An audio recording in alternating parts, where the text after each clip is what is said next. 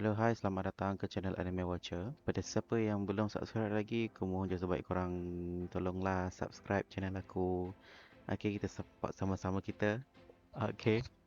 Alright, so hari ni kita nak sembang sikit mengenai series Agent Ali. Okay, kalau korang tengok dalam episod 3 musim ketiga ni, macam yang korang dah sedia maklum lah, tajuk yang diberikan ialah upgrade, yang mana kita dapat tahu 4 orang agent, 2 dari Cyberraya, 2 dari agent antarabangsa. Diorang dah dapat upgrade lah apa yang diorang bergantung kepada apa yang diorang nak.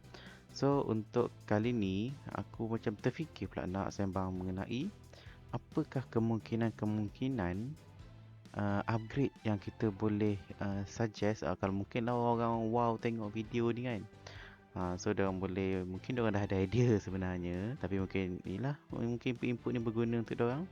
Okay, so apa yang kita nak discuss mengenai kemungkinan upgrade yang boleh diberikan kepada ejen-ejen lain. Okay, sebab yang macam korang tahu dalam siri Ejen Ali ni, dia orang banyak fokus kepada Ali dan Icha sahaja. Untuk ejen-ejen muda yang lain, dia orang tak banyak sangat highlight tau. Jadi kita tak tahu backstory dia orang macam mana.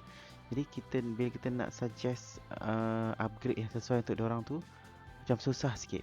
Jadi kat sini kita sembang-sembang lah. Apakah kemungkinan upgrade yang boleh diberikan kepada mereka ni. Okay, so untuk ejen muda yang pertama, aku nak borak mengenai ejen muda Rudy. Okay, sebagaimana yang korang sedia maklum, diri sejali ni dia adalah cerita sikit mengenai backstory Rudy ni macam mana. Macam mana dia ni dari orang susah, Uno ambil dia, Uno bagi harapan dekat dia, tapi rupa-rupanya apa yang Rudy bayangkan mengenai Uno tu salah. Okay, Rudy bayangkan Uno seorang yang sangat hebat, sangat yang berprinsip, sangat baik lah orang kata. Tapi akhirnya di hujung musim kedua kita dapat tahu apa yang Rudy anggap selama ni tu tak betul. Tapi kita tak salahkan Rudy juga sebab dia budak-budak lagi. So apa yang nampak itulah yang dia faham. Okay, so kita tengok apa yang kita boleh suggest, apa yang kita boleh discuss mengenai upgrade yang sesuai untuk Rudy. Yang setakat yang kita tahu, Rudy ni dia punya teknik berlawan dia. Dia yang pertama, dia boleh gunakan macam bangle tau. Dia ada macam satu bangle yang dia boleh, atau kita panggil gelang ke? Bukan bangle lah. Okay, bangle yang dia boleh pakaikan pada pada lawan dia tu, dan dia boleh control bangle tu macam magnet lah.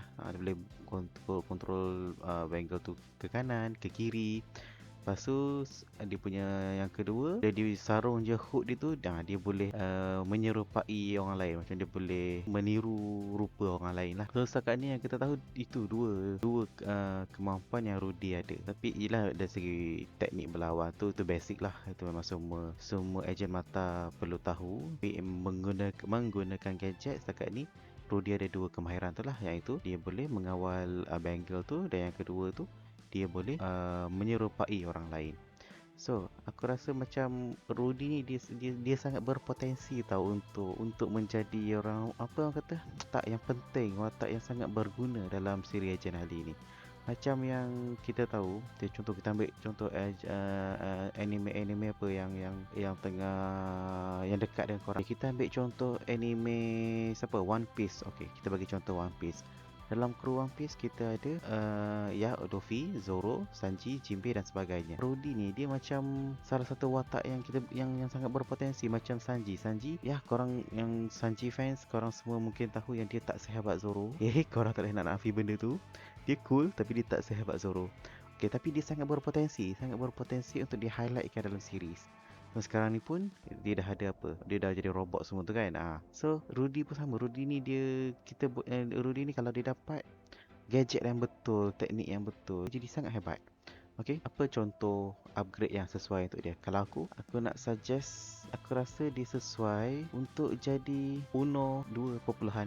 Faham tak maksud aku? Okay, macam yang korang tahu, macam mana cara Uno berlawan?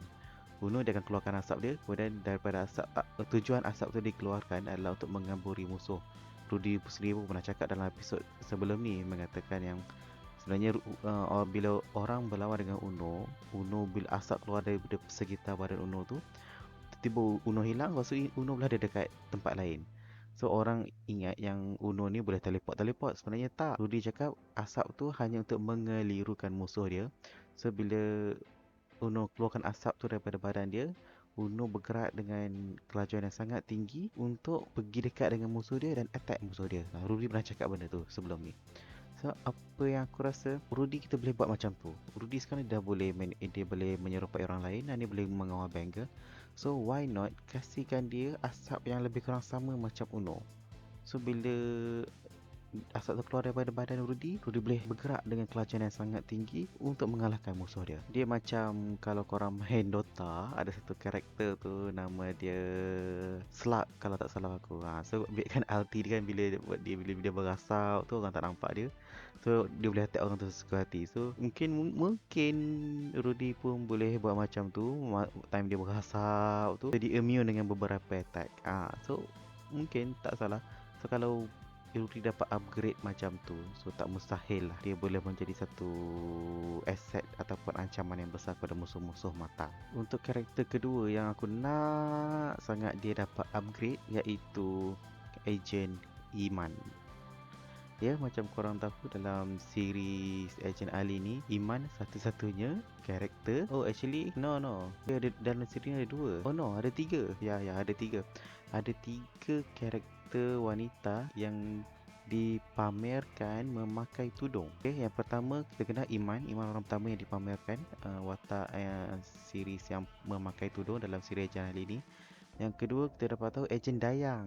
Ya, Ejen Dayang sendiri ketua teras Tekno. Ya, ketua teras Tekno. Dia antara karakter yang pakai tudung. Dan yang ketiga yang memakai tudung obviously Mak Ali, Ejen Alia. So kat sini kita dapat tengok ada tiga karakter yang memakai tudung.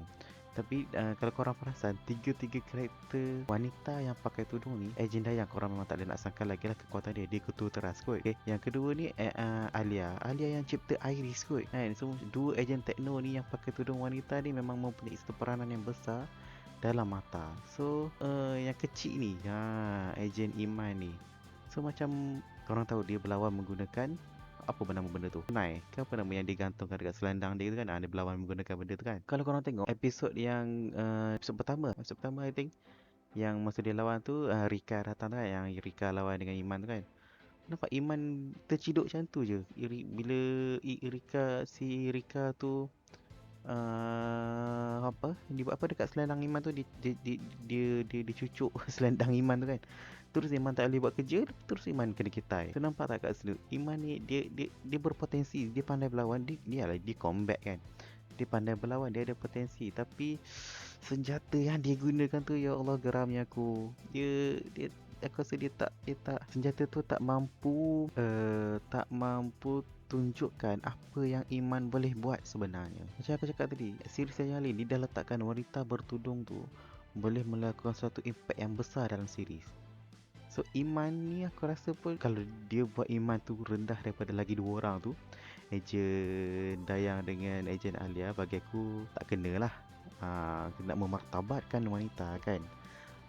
So why not kasih sedikit upgrade kepada Iman ni, at least dia tak mudah terciduk macam yang masa dia lawan dengan Rika hari tu kan. So okay, so kat sini apa cadangan korang?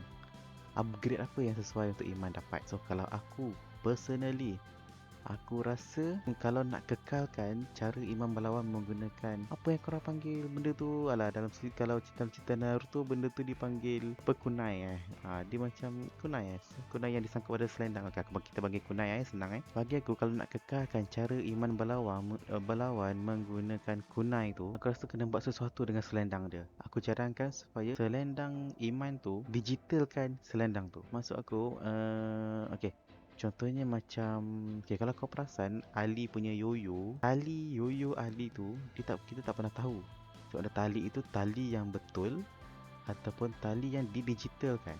Faham tak maksud aku? Sebab kalau korang perasan Ali dia tahan serangan, dia boleh dipusingkan yoyo dia tu, dia boleh menangkis beberapa serangan tau.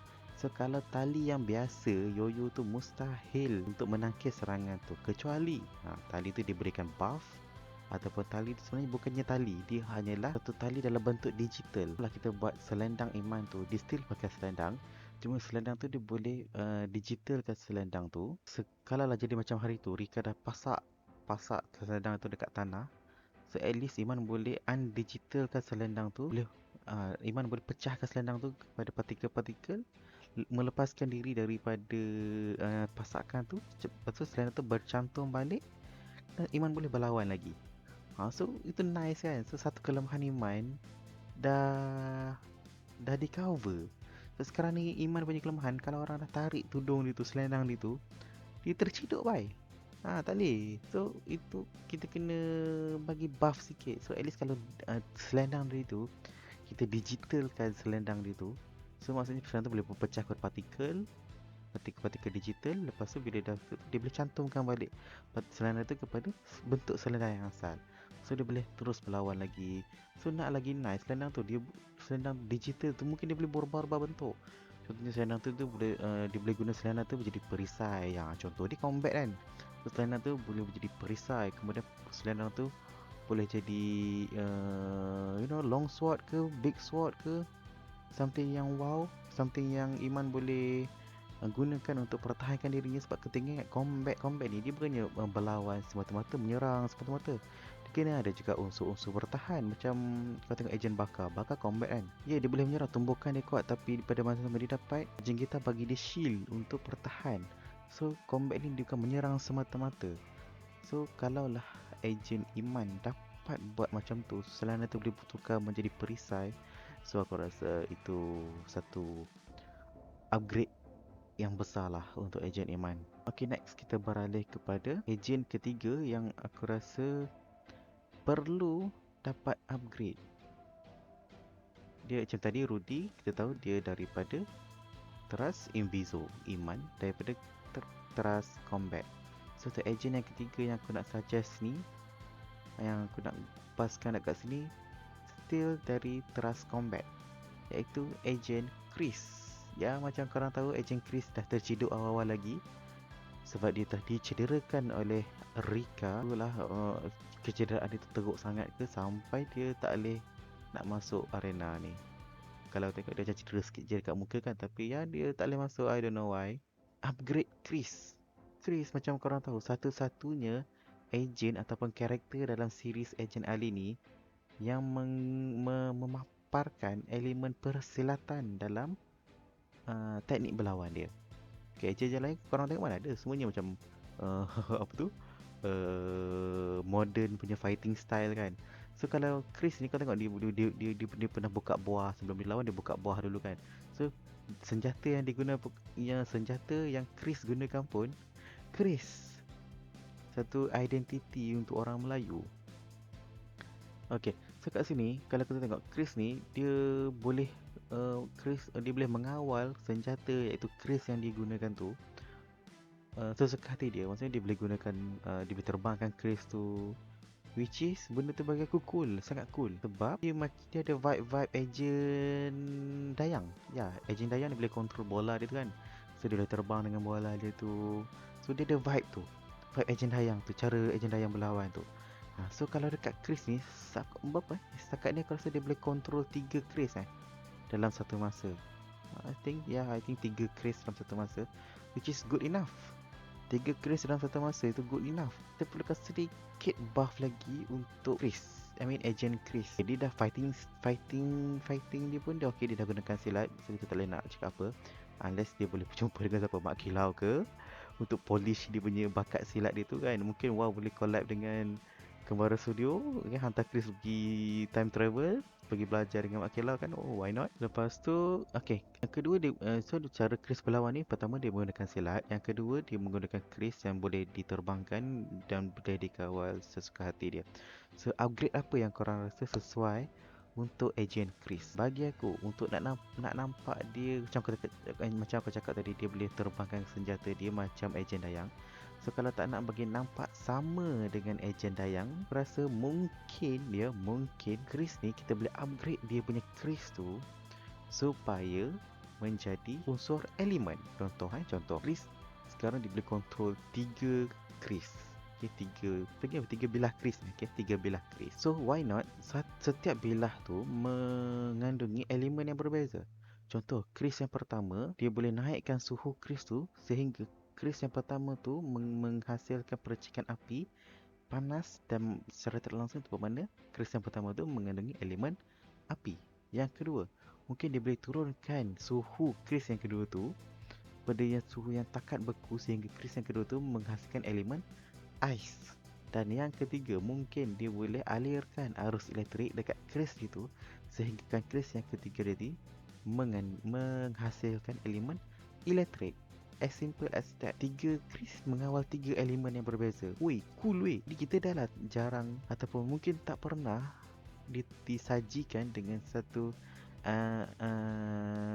anime ataupun kita bagi kartun yang menggunakan kris.